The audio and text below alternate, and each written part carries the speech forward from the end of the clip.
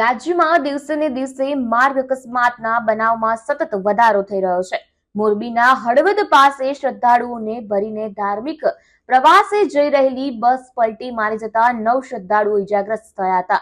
ગાંધીનગરના અડાજણથી કચ્છના ધાર્મિક પ્રવાસે ઉપડેલી ખાનગી લક્ઝરી બસને મોરબીના હળવદ પાસે આવેલા દેવળિયા નજીક ગત મોડી રાત્રે અકસ્માત નડ્યો હતો.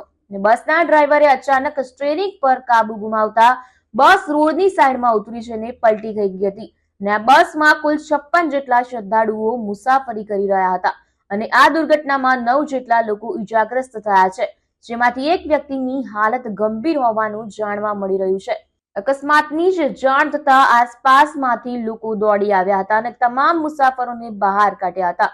અકસ્માતની જાણ થતા 108ની ટીમ ઘટના સ્થળે દોડી આવી હતી અને ઇજાગ્રસ્તોને હોસ્પિટલ ખસેડવામાં આવ્યા હતા.